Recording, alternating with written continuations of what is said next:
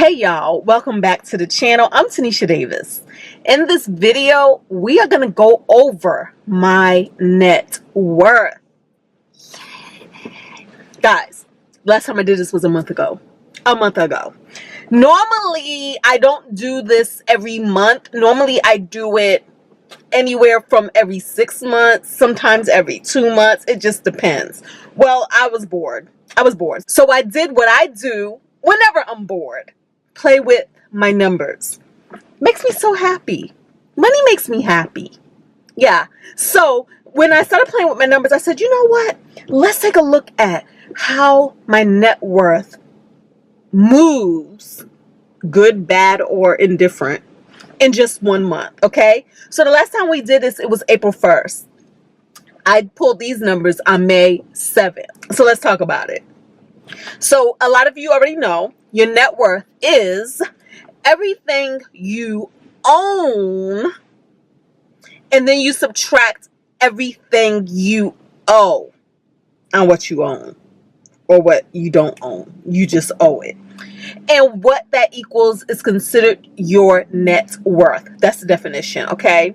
So in my net worth, I take a look at three things every time. Okay, you can choose what you decide to count for your net worth, but what I chose to do was look at car assets, this car right here, property assets, the house I live in, and savings and investments. I combine those into one neat number. Okay, so let's take a look. First up, the car. I have two cars. I have a Mitsubishi Eclipse sitting in my garage. It's not doing much of anything. I give it a value of $500. According to Kelly's Blue Book, it's worth a little more than that.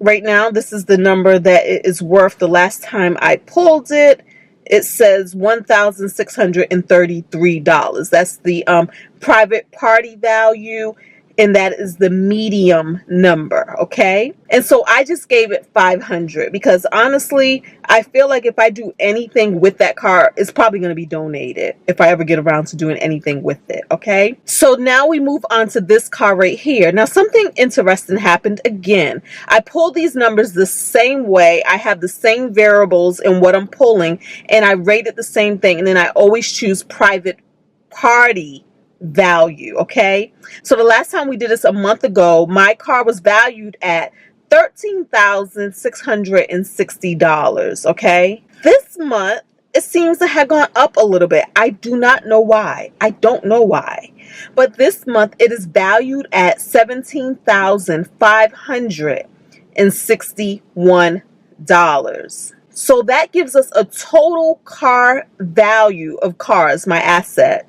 of $18,061. This is an increase in 1 month of $3,901. Now, guys, again, a lot of us recording this stuff is just so that we can kind of keep track and see a benchmark of trends, when things rise, when things fall. Again, I told you before, we all know that a car is a depreciating asset. That's why I would never recommend putting any real money into a car unless you just got it like that, because let's face it, some people do got it like that. But if you don't have it like that, then I would say that's probably one of the worst places you can put your money. I purchased this car used. This car was pre-owned. I did purchase it through Tesla. That way it came with a nice 8-year warranty. And this car has really served me well. Never had any major issues with it. Never had to spend any real money on repairs for it. And of course, we know we don't get gas and we don't have oil changes. So I really feel like this was worth the what I paid for it. And if I had to get another car, I'd probably go Tesla again, for real. But like I said, when we hear depreciating, I want to kind of show the trend of, look, this is what my car was worth at one point, and we're seeing this trend of it moving down. Now, the fact that this went up a little bit, I don't know why that happened, but hey, it is what it is. But let me tell you, when we first started tracking my net worth with this car, it was at one point worth $28,187. That wasn't even that long ago. So it is what it is, okay? Let's move on and talk about property. Let's move on. I have one property. I used to have two and a possible. The two and a possible is I used to own a rental property. A lot of you know that because you're here. You found this channel during my dramatic eviction series. Y'all, I had a whole tenant who did not pay rent for 18 months and there was nothing I could do about it. Because this was during COVID. There was a moratorium. The courts were closed. I couldn't do anything and she knew it. So she basically squatted up in my house until we were able to get her out. However, joke on me, surprise on me, because when we went in there, me and the sheriff and my mama and all of them, we went in there to serve the eviction. She done flooded the whole place. It took us over a year to put that place back together, but joke on her, because she did that, my insurance covered it all, to include rent. So I really didn't lose anything. And I was able to refurbish a home beautifully with barely any money that came out of my pocket. So it was all a blessing in disguise. It was all a blessing. No weapon formed against us shall prosper. Period. Amen.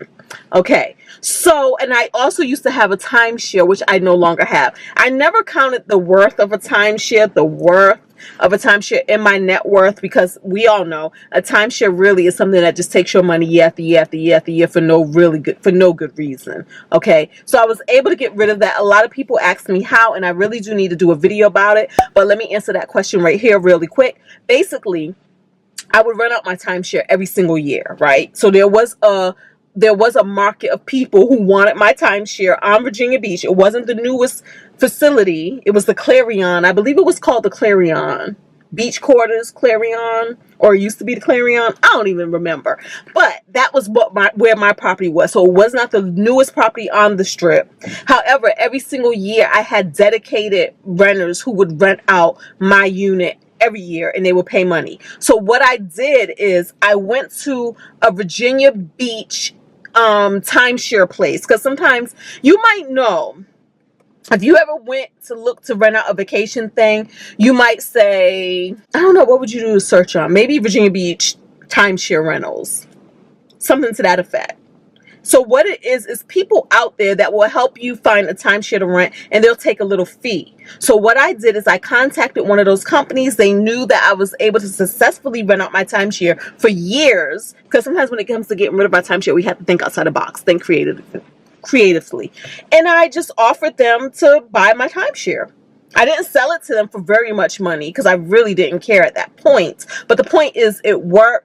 Everything got transferred over to them. It did not take a whole lot of work. They were familiar in the process, so they had all of the paperwork that we needed, and they were already located in Virginia Beach, so they was able to take the deed to the city treasury department or wherever it needed to go, and they was able to get it all done. And so I no longer have a timeshare. I'm no longer paying timeshare fees, and I love it. Okay.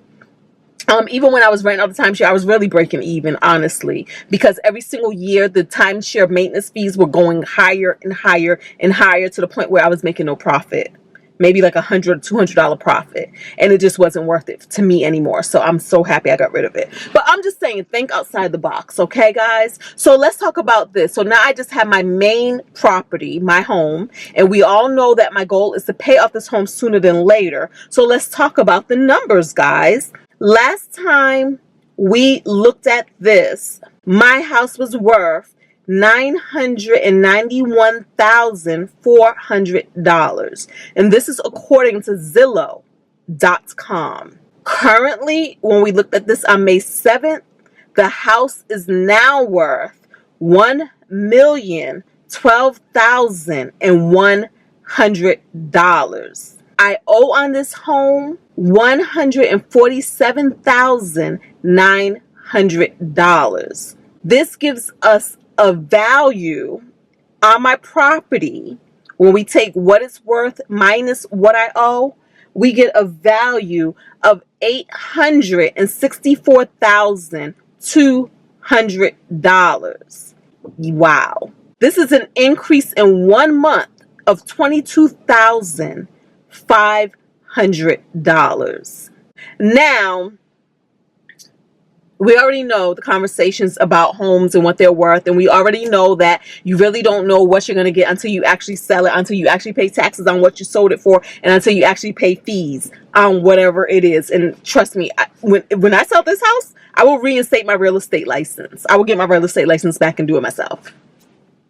Because fees on $1 million home, way too high. But anyways, let's move down to something a little more concrete. We're going to look at our savings and our investments, okay? The last time we did this in April, we had $654,870 in savings and investments. 1 month later, we have $664,468 in savings and investments.